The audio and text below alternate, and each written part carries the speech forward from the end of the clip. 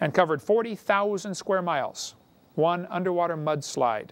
Can you imagine during Noah's flood how many thousands of square miles of things would be covered by mudslides just from the water moving around? Swirling water would tend to put critters in big swirling eddies, and they would rot. While they're swirling around for 3 months, the head rots off, the ribs rot off, the tail rots off, the legs rot off, and you end up finding, like this picture shows, dinosaur bones in twisted, contorted positions. Here's a dinosaur backbone, no head, no ribs, no feet. Tangled up messes called fossil graveyards. There's a fossil graveyard discovered in 1934. It said the concentration of fossils was like logs in a jam. Fossil graveyards are found all over the world. I mean, there are thousands of these. Huge piles of things died, or got buried at least, in one place. Doesn't tell us where they died, we just know where they ended up getting buried. Here's a picture showing 4 dinosaurs, or small hoofed mammals, I'm sorry, not dinosaurs, 4 of them in Nebraska that were found in the swimming position. They're all fossilized, but they were swimming. Probably in water getting muddier and muddier, and they ended up getting buried, drowning in that position, and covered and fossilized. It doesn't take long for things to fossilize. There's a place in Africa called the Karoo Formation. Estimates are there are 800,000 million. That's 800 billion vertebrate animals buried in this one big formation across Africa. What happened? Well, there was a flood. Back in 1878, they found in a coal mine in Belgium, iguanodon skeletons running through 100 feet vertically of rock. All these iguanodon skeletons, at least 100 feet of rock deposited very quickly, obviously. Up in northern Canada, there's a place called Ellis Island. There on Ellesmere Island, there are no trees at all, none, yet they find petrified redwood stumps up there. There are certainly no redwood trees growing up there in northern Canada, okay? There are only a few select locations where they grow along the California coast and up into Oregon a little bit. And it doesn't take long for things to petrify, not at all. Things can petrify very quickly. We've got some examples here on the table of things that petrified very quickly. I'll show you those in a second. Here's a picture of a petrified water wheel. Here's petrified firewood. It was chopped on before it got petrified. You can go to Southern Forest World Museum in Georgia, Waycross, Georgia. There's a mummified dog stuck inside a tree. Some people say it's petrified. I don't know if it's mummified. I've not been there yet. But anyway, how can a dog get mummified just in probably a few years? Chased a coon up the tree, got stuck. They named it Stucky, of course. That's the name for the dog. They had a contest to name it, and so they called it Stucky. They cut the tree down for firewood. There's a dog inside. Here's a petrified cowboy boot with the cowboy's legs still in it. The boot was made in the 1950s. Got his leg shot off or torn off or who knows what, but there's his leg petrified. Here's a petrified fish giving birth. A petrified hammer was found from a Marine barracks from World War II. Petrified hammer. Petrified hat found in New Zealand. Here's a kid sent me this right here on the table, a petrified crayon found in Arizona. I mean, the crayon is turned to stone. We have right here a petrified pickle. It's in our museum. Well, it's here tonight, but a guy sent me this and the jar with it. The jar is still in our museum. He said, Brother Hovind, I found this old house in Montana. The roof was gone. The house had been empty at least 30 years. But we were digging around through what's left of this house and found the pantry. And there were pickle jars in there, but the lid to one of the jars rusted, and the pickle inside turned to stone. Would you like it for your museum? I said, well, yeah, of course. One kid wrote me a letter. Here's the letter right here. He said, Brother Hovind, I was 8 years old doing a science experiment. I put a bunch of acorns in a bucket of water to see if they would sprout. And I forgot about them. A year later, my mom saw the bucket on the back porch. She said, get rid of that bucket and all that junk out there. He said, the acorns had turned to stone in 1 year. I have right here a baggie of petrified acorns. It doesn't take long, folks. Don't let them tell you it takes millions of years for things to petrify. It's not true. A guy sent me a picture of a petrified pin cushion. The pin cushion, you can see the pins had rusted off except where you can see the rust marks where the pins had been stuck in there. Petrified pin cushion. They dug up a grave in Tennessee several years ago. They found the body of the person inside the grave had petrified, turned to stone. The doctor died and they buried him. 14 years later, his wife died. This is back in 1881. They dug a hole to bury Grandma, and water went into the hole. And they thought, oh, we don't want to bury Grandma in the water, so they buried her someplace else. Then the kids got worried about Grandpa in that moving water. It hit an underground spring, apparently. So they dug up Grandpa. He'd been in the ground 14 years. And the article says, the occupant of the coffin had been turned to stone, presumably as a result of the continual flow of water. It said the arms had rotted off, but the rest of the body had turned to stone, petrified. A guy found a petrified man in Montana He took it 5'8". The guy carried it around as a museum curiosity for years in carnivals and fairs and stuff. Petrified body of a man found on the beach in Montana, in a beach of a river. In Sao Paulo, Brazil, a lady went into the hospital. She said, my side's been hurting. The lady was 62 years old. They x-rayed her and found a petrified fetus, a baby, inside. She had been pregnant. The baby almost came to term and died, apparently, and turned to stone inside her body. 62-year-old lady with a petrified baby inside. Here's the article. You can read it for yourself. I met a guy in Maryland who said he worked at a hospital, Brian Lackey, who lives in Washington, but there's his phone number. He was in Maryland. He said they brought a lady in there and took out a petrified fetus out of her body. The baby's in the museum now, or in a medical hospital up there. Petrified fetus. Here's petrified sacks of flour found in Arkansas. A flour mill flooded. The flour turned to stone. The sacks of flour were buried in water and mud and turned to rock. There's our petrified pickle right there. You can see the jar it was found in. Come by our museum at Dinosaur Adventureland and see all this. So it's true there are layers to the earth. It's also true they can form very quickly. I think the flood's the best explanation for this. Skeptics will say, wait a minute, why are all dinosaur bones found in the same layer? First of all, they're not, okay? But it is true there is a little bit of sorting to the fossils, okay? And I think there's a better explanation for that than evolution. They're only told in school this is showing an evolutionary pattern. This is pure baloney in my totally unbiased opinion. First of all, the fossils are not sorted clearly like the textbook says. David Ropp said, one of the ironies of the evolution-creation debate is the creationists have accepted the mistaken notion that the fossil record shows a detailed and orderly progression.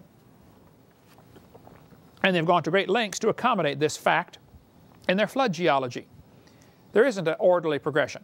If there is any progression at all, there's a better explanation called the flood.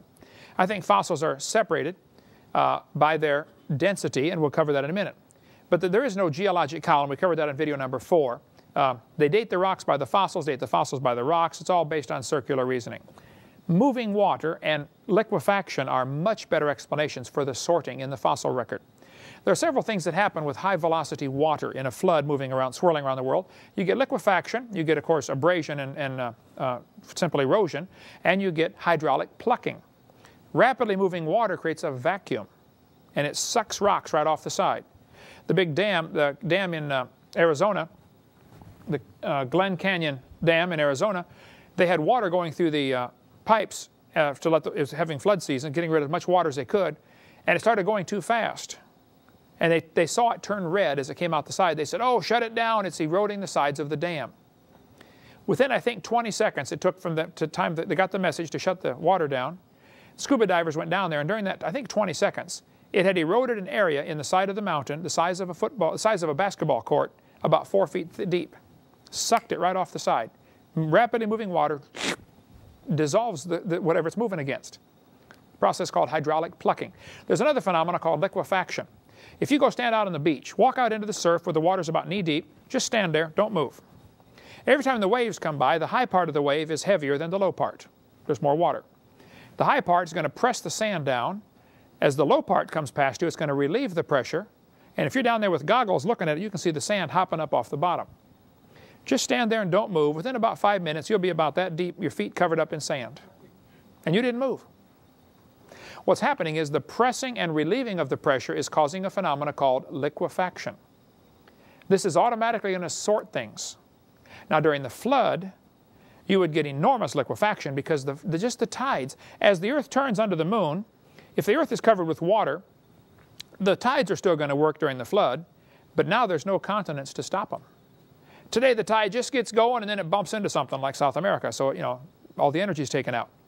But during the flood, you wouldn't have that. Computer models tell us that if the Earth were covered with water, smoothed out and covered with water, the tides would change 200 feet every 6 hours and 25 minutes. Well, today here in Florida, they change, 16 inches. We don't get much tide here. I've been up to the Bay of Fundy in northern Canada where the tide changes up to 100 feet. It's the record, 102 feet. Anchorage, Alaska has the second highest tide in North America, 30-foot tidal change. You can see the water come rushing up and then 6 hours later start rushing back down. So you'd get a 200-foot tidal change during the flood. This 200 feet of water would do enormous things to the surface underneath called liquefaction. It would sort things. Actually, a guy took an aquarium, big aquarium one time, and he put a big hot water bottle in the bottom and poked it full of thousands of holes. And he hooked a hose up to it. Then he dumped into the aquarium dirt, rocks, gravel, sand, mud, dead fish, dead amphibians, dead reptiles, mixed them all up in a cement mixer and dumped them in. Turned the hose on. Water came out through the bottom and bubbled up through this aquarium to fill up the aquarium. Of course, as it fills up the aquarium, it's going to lift the particles and then drop them again, and the denser ones drop a little faster every time. Within just a few hours of filling this aquarium, it sorted all the animals, and it put the fish at the bottom, amphibians next, reptiles next, birds on top. Automatically sorted them. Now, it would look like they got buried in that order, but no, they got sorted in that order by liquefaction. Plus, if huge areas of sand are buried under there, if something is lighter and it's buried by a heavier, denser layer on top, you can get what's called a sand plume. All of a sudden, things are moving around. Pretty soon, bloop, it bubbles to the top. And big chunks of lighter material like sand would bubble out to the top. That's probably what caused Ayers Rock in Australia. It's a giant sand plume, badly eroded today. And you can see if you get up close to it, there are millions of little tiny holes in it. It's probably a big, what's called a sand plume, where the sand just bubbled up through the heavier material on top of it. Liquefaction also causes the ground to turn like jelly. During earthquakes, like here's these buildings in Japan, during the earthquake, the ground shakes, all the water comes to the top, and the buildings just sink in. If animals are sorted at all, it's probably based on habitat. Evolutionists will say, Hovind, don't you know clams are found at the bottom of the geologic column?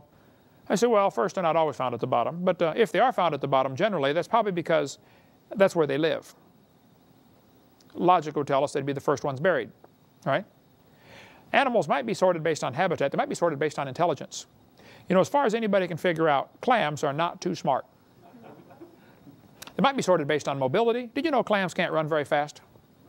They might be sorted based on body density. Did you know clams are a little heavier than bird feathers? And birds are the last ones to drown in a flood.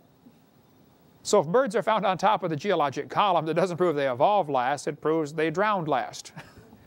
Or they ended up floating to the top when they did drown. So the Bible says the high hills were covered. The earth was totally covered by a flood. 15 cubits, that's about 22 feet, over the mountains. Boy, God thinks of everything. That ark was 45 cubits, or 30 cubits high, 45 feet. So there was, if it had 50% underwater, which is pretty heavy for a boat, still couldn't scrape bottom on any mountains. They were perfectly safe in there. God thought of everything. So the skeptics say, where'd all the water go? Oh, it's still here. The Bible says in Genesis chapter 8, the water's assuaged. That means to drop down, to sink down. Now NIV says the wild animals, they weren't wild animals, they were tame. And it says the water's receded. That's not technically correct. They actually assuaged it, dropped down. If we filled this room 4 feet deep in water, and then all of a sudden the floor caved in over here and dropped down 10 feet, that's going to suck all the water from there into the hole. That's what happened in Winter Garden, Florida, where the neighborhood fell in. Anybody see that? All of a sudden, about 4 houses and everything just dropped down about 30 feet. Boof. Big sinkhole developed. I think it's Winter Garden, just somewhere near Orlando. That happens occasionally around the world. Things just sink down. Well, during the flood, you'd get this sinking process as the ocean floors would drop out and the water would rush into those holes. The Bible says the water stood above the mountains. So I think during the first few months of the flood, the animals sorted out and fossils were forming. During the last part of the flood, the plates of the earth are still shifting and they're unstable, and they began to lift up or sink down different places. Thin spots sink down, other places lift up, forming mountain ranges. Water rushes off, forming erosion in a hurry. The Bible says in Psalm 104, at thy rebuke, they fled. At the voice of thy thunder, they hasted away, talking about the water. It says they go up by the mountains, they go down by the valleys. Now, many reference Bibles have a footnote right here, because this is an Old English phrase. What this is saying is the mountains arose, the valleys sank down. During the last part of the flood, the mountains actually lifted up. So, was Mount Everest underwater? Mount Everest wasn't there. It formed during the last part of the flood, as the mountains lifted up. So that area was underwater. That's how you explain the clams on top, but Mount Everest technically wasn't there until after the flood, or during the flood it formed. The ocean crust is thinner than continental crust. They know this from earthquakes, checking the S&P waves with kind of like doing a sonogram of the earth. They do that all the time. Thinner spots would tend to sink down. Water's going to rush